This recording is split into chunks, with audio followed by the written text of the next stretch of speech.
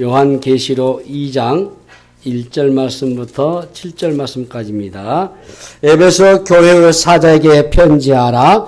오른손에 있는 7 별을 붙잡고 7 금촛대 사이를 거니시는 이가 이르시되 내가 내 행위와 수고와 내 인내를 알고 또 악한 자들을 용납하지 아니한 것과 자칭 사도라 하되 아닌 자들을 시험하여 그의 거짓된 것을 내가 드러낸 것과 또 내가 참고 내 이름을 위하여 견디고 게으르지 아니한 것을 아노라. 그러나 너를 책망할 것이 있나니 너의 처음 사랑을 버렸느니라. 그러므로 어디서 떨어졌는지를 생각하고 회개하여 처음 행위를 가지라. 만일 그리하지 아니하고 회개하지 아니하면 내가 내게 가서 내 촛대를 그 자리에서 옮기리라. 오직 내가 이것이 있으니 내가 니골라 당의 행위를 미워하는도다. 나도 이것을 미워하노라. 귀 있는 자는 성령이 교회들에게 하시는 말씀을 들을지어다. 이기는 그에게는 내가 하나님의 낙원에 있는 생명나무 열매를 주어 먹게 하리라. 아멘. 우리 믿음을 같이 고백하도록 하겠습니다. 주 예수님, 주 예수님, 내가 주를 믿습니다. 십자가에 피 흘려 나를 구원하신 주 예수님, 주 예수님, 내가 주를 믿습니다. 계속해서 주를 고백하셔야 됩니다. 오늘은 이제 종교개혁 508년 된째입니다. 여러분 아시는 것은 종교개혁은 중세 때 우리 교회가 타락하여서 1517년에 마르틴 루터를 중심해서 종교개혁이 시작됐었어요. 사실 그 전에도 이제 훌륭한 분들이 종교개혁을 시작했었는데 그건 큰 이제 일을 드러내지 못하고 이제 루터 때에 종교개혁이 본격적으로 시작이 됐죠. 그리고 점점 지나면서 이제 칼빈 때에 종교개혁 꽃을 이루었어요.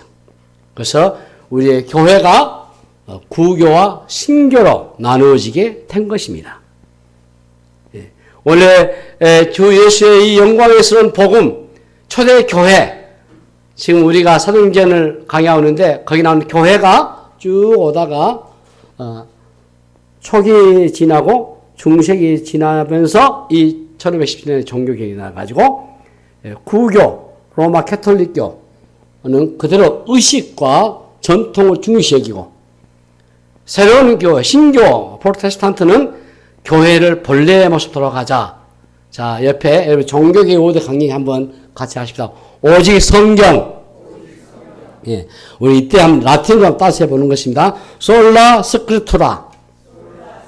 이게 라틴어입니다. 솔라 스크립투라. 이것은 오직 성경. 두 번째, 오직 은혜. 솔라 그라티아. 솔라 그라티아. 예, 오직 은혜입니다. 세 번째로, 예, 오직 믿음. 솔라 피데. 오직 믿음. 솔라 피데.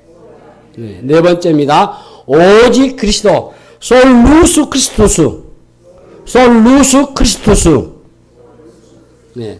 다섯 번째입니다. 오직 하나님께 영광. 솔리데오 글로리아. 솔리데오 글로리아. 예. 이 다섯 가지의 강령으로 신교가 생긴 거예요. 개신교가, 프로테스탄트가. 예.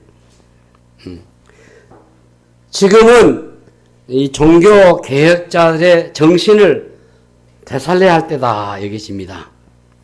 예. 우리 교회가 또 저가 신학을 했고 또 우리 지금 광채비신 교회가 속해 있는 우리 교단이 개혁교회입니다. 프로테스탄트 교회, 신학교회, 예. 개신교입니다. 예. 더군다나 우리는 장로교라고 합니다. 장로교란 말은 개신교 안에 정치 형태에 있어서 교회의 대표인 목사 장로와 교인들이 투표해서 뽑은 교인들 대표인 지리 장로로 해가지고 당회를 구성합니다. 당회가 제1심이에요.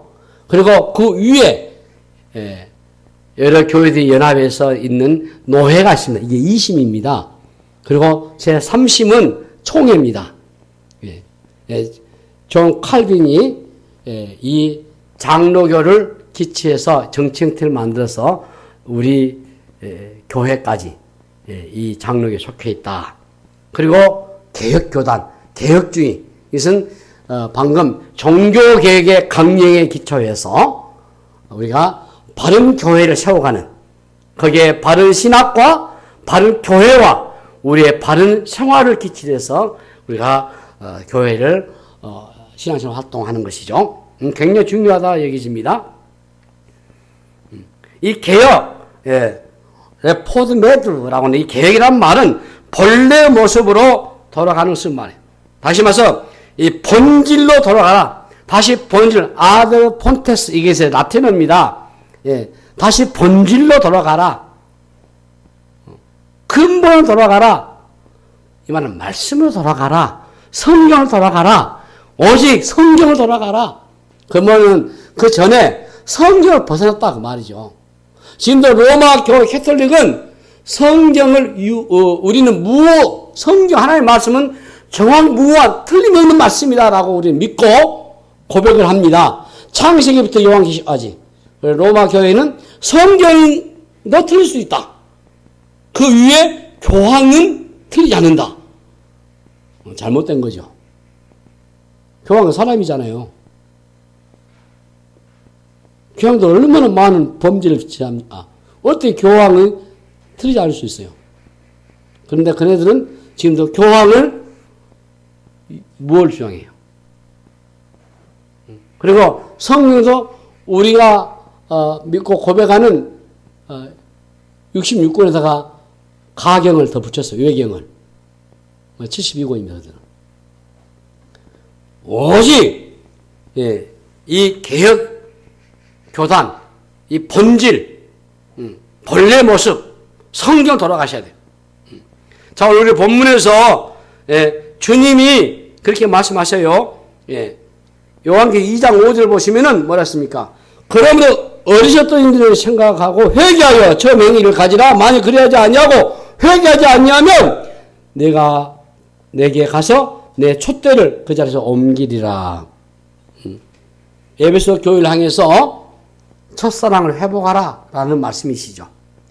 지금 이 요한계시록을 쓴 사도 요한 때에 세계 우리가 교회를 나눌 때 교회를 눈으로 보이는 유형교회와 눈에 보이지 않는 무형교회로 나눈다고 했습니다. 자, 유형교회는 지금 전 세계에 있는 우리 눈으로 보는 교회들, 눈에 보이지 않는 무형교회는 하늘에 있는 천상교회를 말해요. 이 지상에 있는 이 유형교회는 싸우는 교회입니다. 전투하는 교회입니다. 성도끼리 싸움 말하는 게 아니고 죄와의 싸움, 사탄과의 싸움. 천상에 있는 승리의 교회, 거기는 싸움이 있는 거 아니에요. 승리하는 교회였어. 유형교회와 무형교회, 전투하는 교회와 승리하는 교회, 잘 구분하셔야 돼요. 그런데 요한계시록 기록한 당시에 이 세상의 교회를 사도 요한이 반모섬에서 환상을 보면서 기록할 때 7 교회를 소개합니다. 그 7 교회 중에서 오늘 에베소 교회가 나와요. 이 7 교회는 다 지상에 있는 교회를 말해요. 대표성을 띄고 있죠. 그 에베소 교회가 첫사랑을 회복해야 한다 했어요. 네가 어디서 잘못됐는지를 좀 빨리 깨닫고 회개를 해라. 우리가 잘 간다고 하지만은 가다 보면 객길로 빠질 때가 있잖아요. 이게 우리 사람들의 한계입니다. 우리 한국 교회는 복음이 들어온 지 140년 됐습니다. 아주 급성장한, 세계에서 찾아보기 어려운 급성장한 교회 중에 하나입니다. 문제는 이 경제적인 성장과 함께 교회가 급성장했었는데 세속화의 물결로 오늘 우리 한국 교회가 말이 아닙니다. 침몰되고 있다 이렇게 표현해도 틀리지 않을 겁니다. 흔들려 있어요. 이 세속적인 신앙, 세속화가 교회 안에 들어와 가지고 이게 무슨 말이냐면은 세상과 교회가 별로 차이가 없어요. 구분을 못 해요. 우리가 사랑하고 관심을 갖는 것이 세상 사람들도 똑같은 관심과 사랑한다 그 말이에요. 구별이 안 돼요. 여러분 성도라는 게 뭐죠? 성도는 구별한다는 뜻이거든요. 여러분들 성도로 하잖아요. 구별되었다. 교회가 영어로는 처치고 우리 헬라는 에클레시아입니다. 에크라는 단어와 클레시아는 누가 합성합니다. 이게 믿는 자들 밖에서 믿는 자를 뽑아가지고 모여서 함께 모인 단체, 이게 교회입니다. 세상과 달라야죠. 세상 사람들도 믿는 사람들 거기서 거기가 똑같아요. 법도 다 범하고. 응? 그래서 오히려 안 믿는 세상 사람 더 심할 정도로. 그러니까 주변에서 전도하면은 내 아예 하나님 안 믿겠다. 너 믿는 것이 하나님 믿는 사람 그런 행동을 하게 되겠느냐? 라고 비아냥 걸고 조소하잖아요. 우리 신자들이 세상의 사람들과 무엇이 다르겠습니까? 가치관의 차이겠습니까?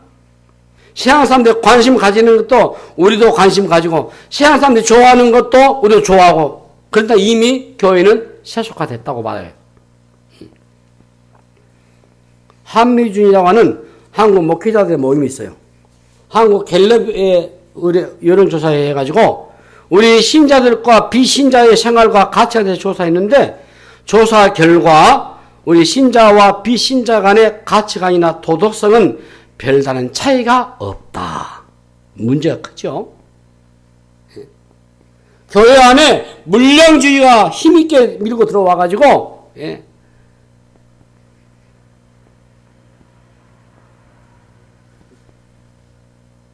여러분 예수님 당시 때에 예수의 제자와 군중과는 다르잖아요. 수의 문제가 이게 아니거든요. 제자인가 군중인가 이게 더 중요하지. 군중은 아무리 많아도 영향력을 미치지 못해요. 모였다가 흩어지는 게 그 외에 의미가 없어요. 예수님 주변에 얼마나 많은 사람들이 몰려왔습니까? 그러나 군중은 자기의 목적을 이루기 위해서 예수님을 쫓았고 그 목적이 이루어지지 않으면 언제든지 예수님을 배척해요. 버려요. 그러나 제자는 어떻습니까? 예수님을 위해서 자기의 목적을 포기하고 자기의 생명도 바치잖아요. 응? 오늘 우리가 정말 내가 믿는 성도인가 주의 제자인가 한번 곰곰하게 생각해 보셔야 돼요. 이 종교개혁이 일어난 그 발단이 있어요. 그때 교황이 누구냐면 레오 10세입니다. 레오 10세가 저도 이 성당 가봤습니다. 이제 바티칸시에 있거든요. 베드로 성당을 건축하기 위해서 어마어마한 이 건물 짓기 위해서 기금 마련해야 되잖아요. 헌금해야 되잖아요. 그때 맞는 게 면죄부입니다, 여러분. 면죄부를 강매했어요. 제가 그 내용을 역사책을 사실 읽어봤거든요.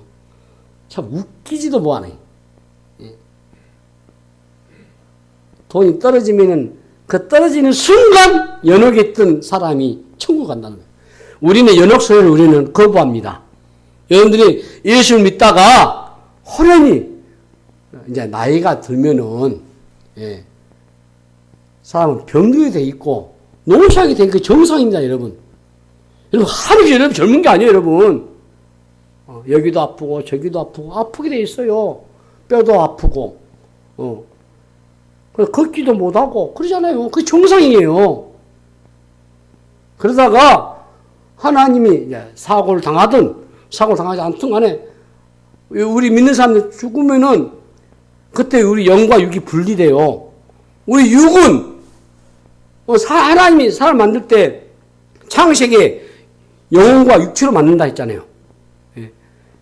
육체 흙으로 해가지고 코에다가 생기를 부는 이게 혼이거든요. 그게 사람 된 거 아니에요. 생명이 됐다 했잖아요. 근데 이게 죽게 되면은 이게 분리돼요. 그 육은 그대로 썩어요. 그 흙이 됩니다, 여러분. 영은 이미 믿는 사람들은 하나님 품에 가죠. 이게 어디 나왔습니까? 우편 강도가 낙원에 있다 했잖아요. 예. 하나님 나라에 이미 가요.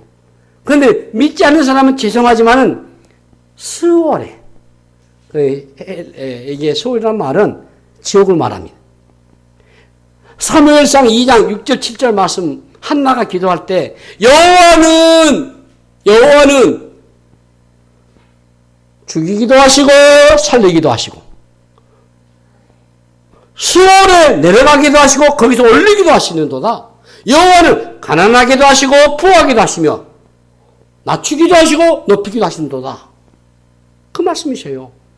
예, 우리가 딱 믿고 있다가 숨이 끊어지면은 우리는 하나님 나라 천국 낙원에 이미 가요. 그게 요한계시록 마지막 때 보면 앞으로 도래할 할 새하늘과 새 땅입니다. 거기는 아픔이 없어요. 눈물이 없어요. 곡함이 없어요. 영원히 하나님 나라에서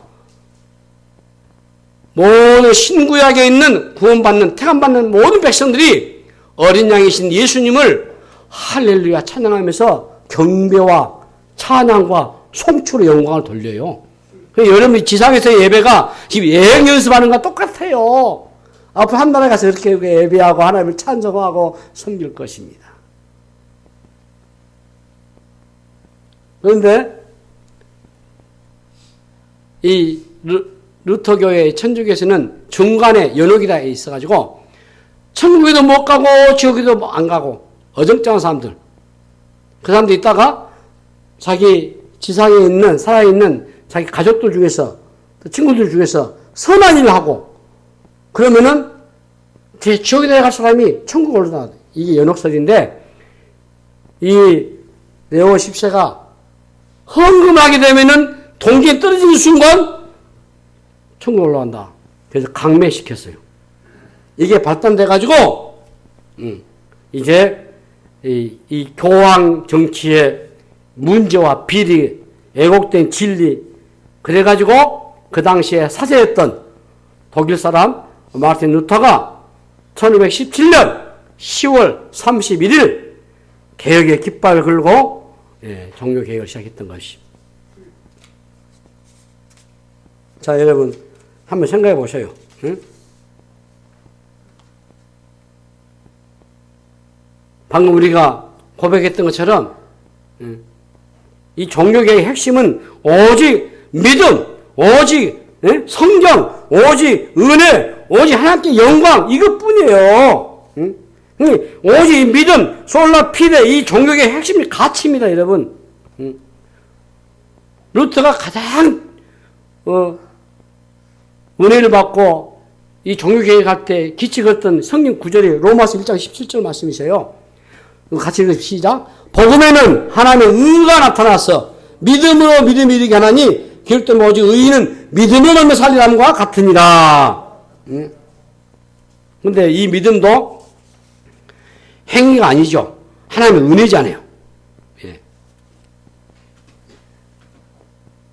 우리 행위가 아닙니다. 하나님의 행위죠. 주님을 통한 의를 믿음으로 우리가 구원받는 것이죠. 이게 성경에서 말하는 핵심 교리죠. 인간의 행위가 겉으로는 선하게 보여도 속으로 들어가 보면은 선한 게 없어요. 예. 성경의 관점에서 인간은 소망이 없어요. 행위나 의로는 구원을 얻을 수 없어요.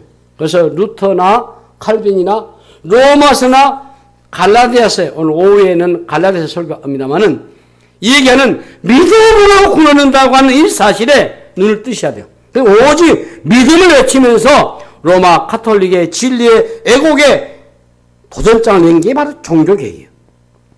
또 성경을 강조했어요. 이것이 바로 아드 폰테스 본질로 돌아가다 그 말이에요. 여러분 기본이 무너지면 다 모든 게 무너져 버려요. 기본 중에 기본이 성경이에요. 하나님의 말씀이세요. 이 중세기 때 일반 성도들이 성경을 읽지 못했습니다. 지금은 다 보시죠. 중세 때는 못 봤어요. 사제들만 봤어요. 예. 학문적인 언어였던 라틴어로 기록되어 있어가지고 신학을 전공했던 이 사제들, 이 성직자들만 읽었어요. 그래서 일반인들이 성경에 대해서 무지한 건 어쩔 수 없어요. 예, 못 읽겠으니까. 글 못 읽으니까. 그래서 이 로마 카톨릭 교회가 마음 놓고 부패를 해버린 거예요. 예. 말씀을 모르니까 판단력이 없는 거죠. 여러분, 성경을 바르게 아셔야 돼요. 그러기 위해서 열심히 읽으셔야 돼요. 지금 여러분 성경 필사하잖아요? 매일 한 장씩 하지 않습니까? 읽으시면서 쓰면서 또 묵상도 하시면서 하셔야 돼요. 예. 그래야 설교에 집중하셔야 돼요. 예. 성경 말씀만이 나침반이고 우리를 인도하는 빛이고 모든 것을 지을 수 있는 자와 같습니다, 여러분. 루터가 개혁할 수 있었던 것도 성경에 관심이 많았기 때문이겠죠. 예. 교황, 무엇을 이런 오류들, 예? 루터만이 수도원에서 성경을 유일하게 읽었다고 그래요. 그 역사서에 그 루터의 삶을 보면은 다른 사제들은 성경을 안 읽는가 봐요. 루터만이 열심히 읽는 거. 성경을 읽고 제일 좋아했던 로마서와 갈라디아서 읽다가 이게 아니구나. 내가 지금 잘못 가르쳤네. 그 회개하면서 생명 걸고 종교개혁을 일으킨 거 아닙니까? 이 종교개혁에서 가장 루터의 큰 공헌이 뭐냐면은 성경을 독일어로 번역한 거예요. 그전에 라틴어였어요. 근데 이걸 독일어로 바꾼 거예요. 그래서 일반인들이 이 성경을 이제 보게 된 겁니다. 이게 혁명과도 같은 일이에요, 여러분. 그런 의미에서 오늘날 우리가 성경 직접 우리가 읽는다는 거 얼마나 큰 복인지 몰라요. 또 우리가 구원받아서 오직 은혜입니다. 은혜. 내가 믿고 구원을 받았지만 내 믿음마저도 하나님이 주권에서 이루어지는 은혜예요. 은혜 아니면 살 게 없어요. 나의 나대는 다 하나님의 은혜라고 했잖아요. 바울이 그런 고백했잖아요. 시작부터 끝까지 은혜인 줄로 믿습니다, 여러분. 예, 은혜예요, 은혜.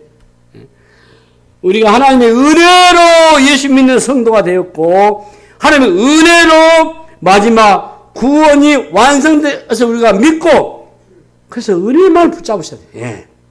교회가 타락할 때 혹은 우리 신앙에 문제가 있을 때 하나님의 은혜보다도 인간의 행위가 더 강조될 때여야 돼요. 우리가 은혜 받았을 때도 하나님께서 나를 위해서 베푸신 것을 잘 깨우치셔야 돼요. 하나님의 은혜가 여러분들을 구원한 줄로 믿습니다. 언제나 하나님의 은혜만 강조되고 하나님의 은혜만 여러분 다 붙드시기를 바랍니다. 그래서 초대 교회 사도행전 여러분 지금 계속 우리가 설교하고 있는데 우리 교회 저 벽에 간판이 뭐였습니까? 예, 이게 초대 교회도 그랬어요. 예배 마치고 나올 때 사도들하고 제자들하고 성도들이 인사할 때 항상 하나님의 은혜가 있어라. 예, 은혜를 강조한 거예요. 그리고 하나님의 영광입니다. 우리는 하나님의 영광에서 존재하셔야 돼요. 끊임없이 우리 하나님께 영광을 돌리셔야 돼요. 여러분. 예, 예. 오직 우리가 오직 자 성경, 은혜, 믿음 그리고 그리스도, 솔루스 크리스토스 오직 주님 그리고 오직 하나님께 영광 예. 이게 놓쳐서는 안 돼요.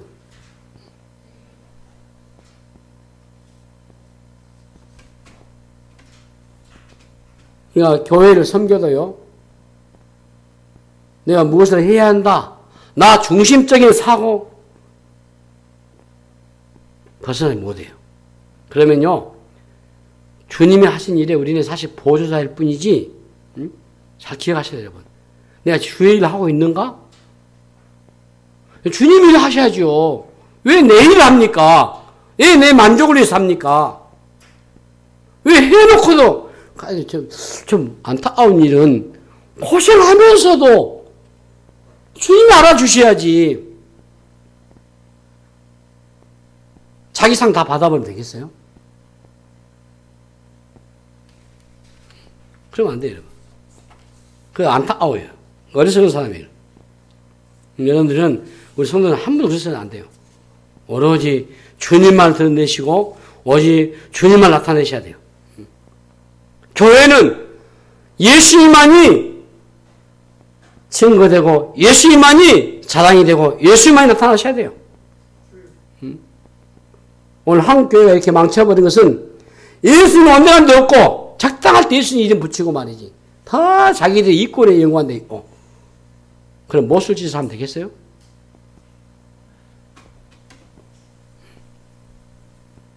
여러분, 이 종교개혁 정신 중 하나가 만인 지상주의입니다. 자, 베드로서 2장 9절 보시면 이렇게 되어 있어요.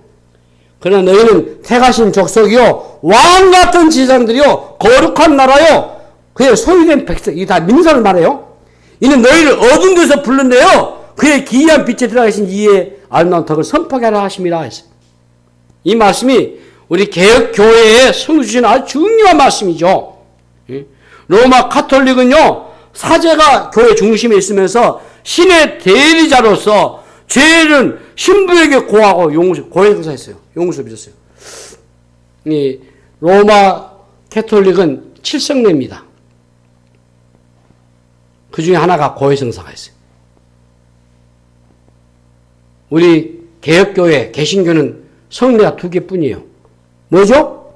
세례와 성찬. 그런데 로마 카톨릭은 거기에 고해성사도 있고, 입신도 있고, 임종도 있고, 결혼도 있고, 막 7가지 붙여놨어요.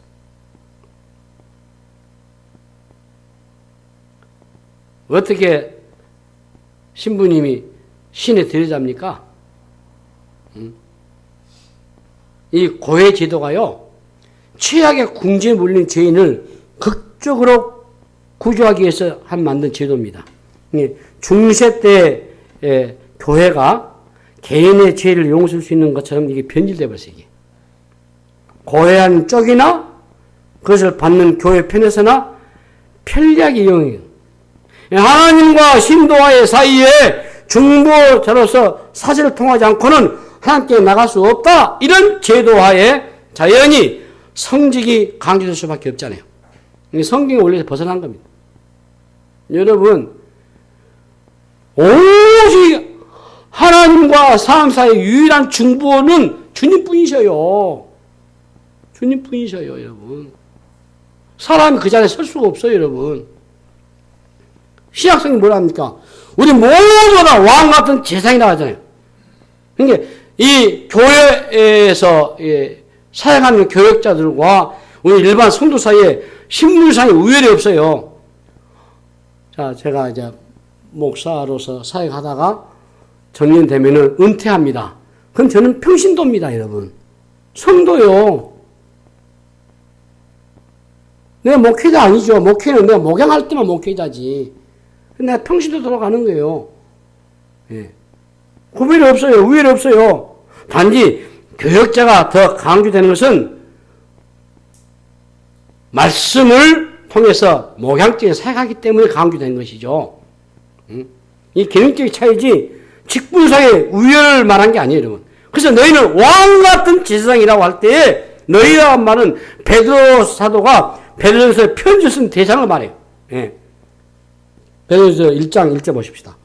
예수 그리스도의 사도 베드로는 본도, 갈라디아, 갑바도기아, 아시아와 비두에 흩어진 나그네에게 저희 갈라디아 갑방 다 가봤거든요. 이 터키 쪽에. 예. 그때 나그네에게 믿음을 따라 흩어진 모든 성도에게 쓴 편지예요, 이게. 예. 모든 성도들이 하나님의 부르심을 받은 왕 같은 제사장들이고 거룩한 소명자라는 거예요. 일부 교육자만 소명받는 게 아니요. 그냥 우리 모두 어떻게 보면은 우리 성도들 모두가 성직이에요, 성직. 성도라는 것 자체가.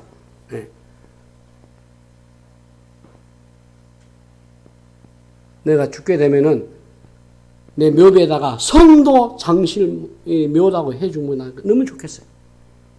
성도가 이렇게 거룩한 직이요. 아무나 성도란 거 아니에요, 여러분. 아무나 믿는 사람이 한 거 아니에요, 여러분. 예수를 왕으로 고백하고 믿고 고백한 자가 성도 아니에요. 예?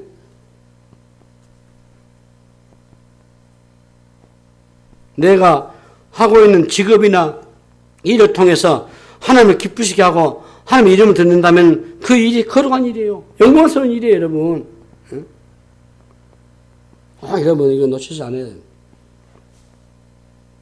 그리고 이제 오늘 우리 시대에 이 종교기를 우리가 다시 한번 우리가 보면서 이제 말씀을 마무리하겠습니다만은 최고의 우리의 키워드가 있다고 한다면 저는 그건 변화다고 봅니다. 한 번 변화가 아니고 계속해서 변화를 해야 돼요. 예. 우리 개혁교회는 끊임없이 개혁하고 변화를 추구하고 그러셔야 돼요. 예. 이게 로마서 12장 2절을 보시면은 너희는 이 세대를 본받지 말고 오직 마음을 새롭게 함으로 변화를 받아 하나님의 선하시고 기뻐하시고 오는 뜻이 무엇인지 분별하도록 하라. 예수를 믿었는데 변화가 안 되면 이게 말 되겠습니까, 여러분? 예수 믿으면 변화가 되는 게 이게 정당한 일이에요. 성령님께서 여러분 안에 내주하셔서 말씀을 변화시키면요, 사람 변화됩니다. 저 사람 예수 믿어도 옛날 똑같네. 여러분, 그거 잘 믿는 거 아니에요, 여러분? 아주 못 믿는 거지. 큰일이에요, 여러분. 나도 모르게 치우치고 본질을 벗어나기 때문에 끊임없이 자신을 점검하고 또 점검해야 하셔야 돼요. 어떻게? 변질되지 않았는지. 세월이 흐르면서 좋은 제도로 날아가져 버려요. 영원한 기업도 영원한 제국도 절대 권력도 영원한 부도 없어요.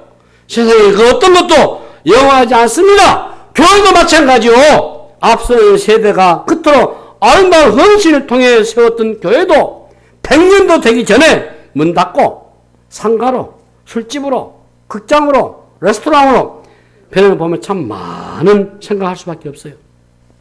역사적으로 100년 이상 영광스럽게 쓰임받는 교회도 있지만은 그렇지 않는 교회도 많아요.